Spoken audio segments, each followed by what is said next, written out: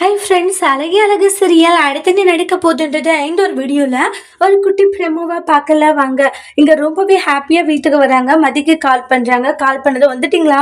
வந்துட்டோன்னு டோரை ஓப்பன் பண்ணுறாங்க. அப்புறம் பேசிட்டு இருப்பாங்க. என்னக்கா நீங்கள் ஆசைப்பட்டதெல்லாம் நடந்துடுச்சா? ஆசைப்பட்டதுக்கும் மேலேயே நடந்துடுச்சு மதின்றாங்க. அப்படியா, சூப்பர் சூப்பர் அப்படின்னு பேசிட்டு இருக்காங்க. ஏதாச்சும் வீட்டில் அத்தை கேட்டாங்களா? அதெல்லாம் கேட்டாங்க தான், நான் சமாளிச்சுட்டேன்றாங்க. என்னால் உங்களுக்கு தான் ரொம்ப கஷ்டம் இல்லைப்பா அப்படின்ட்டு பாக்கியதா சொல்கிறாங்க.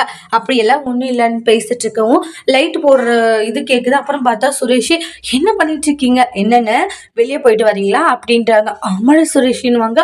அப்புறம் பார்த்தா ராஜலட்சுமி வந்துருவாங்க. என்ன எல்லாம் இங்க நின்றுட்டு இருக்கீங்க, என்ன ஆச்சுன்னு உடனே, நீ என்ன இங்க நின்றுட்டு இருக்க? அதுவா தலைவலி அவங்களுக்கு ரொம்ப அதிகமாயிடுச்சுன்னு மதிய சொல்றாங்க. என்னது தலைவலி? ஆமா, அதான் ஆஸ்பத்திரிக்கு கூட்டிட்டு போயிட்டு வரலாமான்னு பேசிட்டு இருக்கோன்னுவாங்க.